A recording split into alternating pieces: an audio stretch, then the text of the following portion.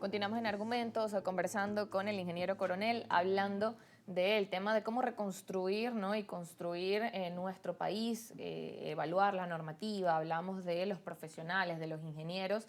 Y ahora también una de las preguntas que vemos en las redes sociales es: ¿posible volver a construir en La Guaira? ¿Es posible levantar edificaciones? Hablando del tema de, bueno, quizás hay modificaciones y, como decía, bueno, o comenzar a cumplir la normativa y muchos elementos, ¿no?, por revisar. Sí, bueno, hay muchas opiniones, algunas encontradas, ¿no? Visiones sociales, visiones técnicas que incluso se encuentran. Pero bueno, en particular, en mi opinión, creo que hay ejemplos concretos en el mundo que han colocado que es posible reconstruir mejor ahí. En el año 96, Kobe fue destruido por un gran terremoto. Kobe, en Japón, la ciudad de Kobe. Tuve la oportunidad de estar ahí en el 2017 como parte de los estudios que estuvimos haciendo. Y hoy Kobe es una ciudad moderna, construida, bien construida, con uno de los puentes colgantes más largos del mundo, edificios con, con alturas o diversas alturas de todos los tipos. Creemos que las ciudades son más amigables cuando hay diversidad, ¿no? Entonces, bueno, no es descartable poder hacer edificios altos en La Guaira.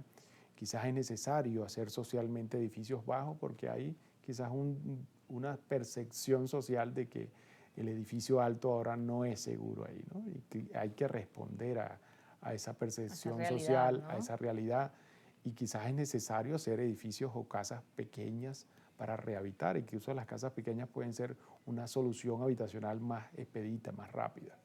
Lo conveniente sería ahora tener ese plan, que bueno, hay buena información para Para adelantar, desarrollarlo. sí, para precisarlo ahora, porque hay datos ya previos luego del desastre del 2000 de Vargas, del deslave, y luego de los estudios que se hicieron en años anteriores, como para dilucidar en qué zonas, qué terrenos convendría hacer más bien edificios altos y en qué terreno convendría más bien hacer casas. Quizás parte de lo que se hace en un plan de desarrollo urbano local constantemente, pero que quizás nuestros planes de épocas pasadas no contaron con esos insumos de riesgo que hoy podemos tener en casos como La Guaira.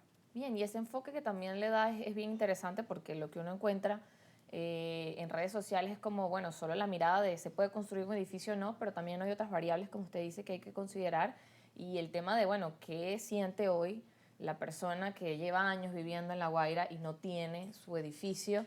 Es como, bueno, voy a pensar en construirle otro edificio, o como usted decía, otras alternativas, quizás edificios de menor cantidad de pisos. Es plantearse, como decía, sentarse realmente a pensar cómo reconstruir La Guaira, y de alguna forma inteligente, ¿no? Que sabemos que tampoco será un proceso rápido, pero que realmente pueda hacerse con conciencia y con los profesionales.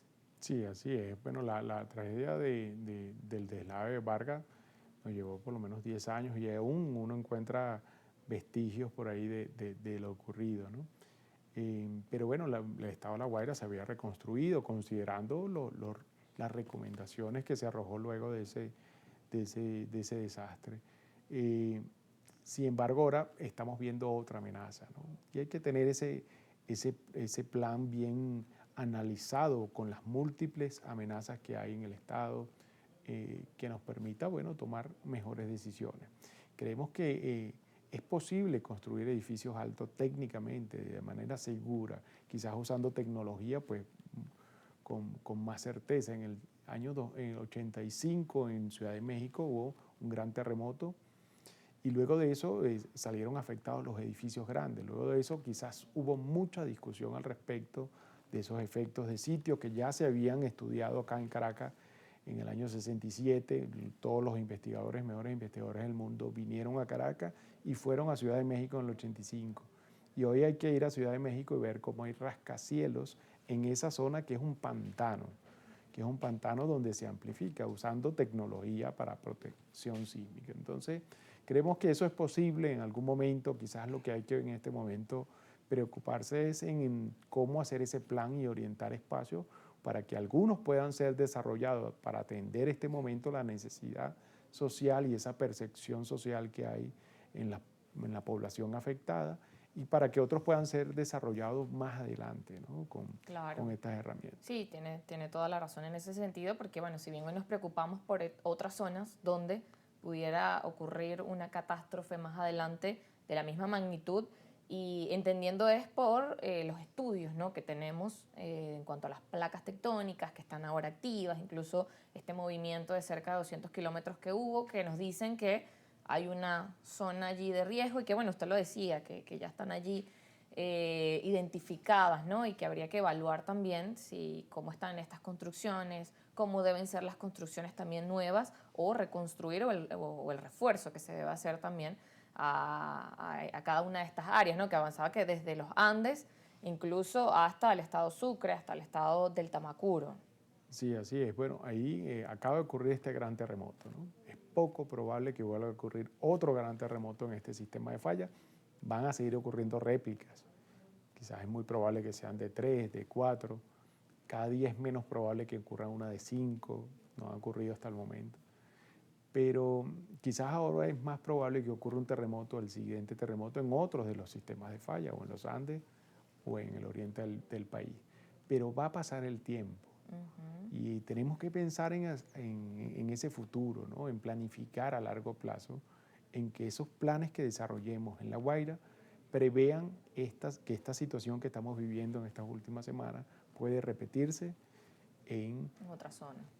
Probablemente en 50 años, ojalá sea mucho más tiempo, 100 años, 500 años, pudiera repetirse en algún momento, no sabemos cuándo. Los terremotos, la ciencia no ha logrado predecir cuándo va a volver a ocurrir, pero sí sabemos dónde ha ocurrido, tenemos ya bien identificado dónde y cada vez tenemos mejor identificado con qué potencial. Ahora yo al inicio decía y comentaba que el desastre se ha construido no solo por el evento, por la amenaza que ha sido extraordinaria, ¿no? Extrema, el evento que ocurrió, sino también por una condición de vulnerabilidad preexistente que podemos mejorar hacia el futuro en esa reconstrucción de nuestras ciudades. Bien, ya para ir cerrando, me gustaría también que pudiera darle ese mensaje a todos de dónde acudir, ¿no?, a buscar información. Y gracias por acompañarnos, porque justamente en estos momentos necesitamos que los especialistas puedan explicarnos, que puedan de alguna forma mostrarnos, bueno, cómo es posible construir, qué hay que atender ahora y, como decía, en ese plan no solamente de la emergencia actual, sino la mirada al futuro, ¿no?, y a los próximos años y a trabajar, ¿no?, en escuchar a los especialistas. Sí, bueno, en la universidad, a través del Centro de Ingeniería Sísmica, en las redes sociales sisis.igme, y por supuesto en las fuentes oficiales, la Comisión Presidencial para la Habitabilidad pues está constantemente difundiendo información, captando información de las necesidades y bueno, por supuesto en los actores locales de cada estado, ¿no?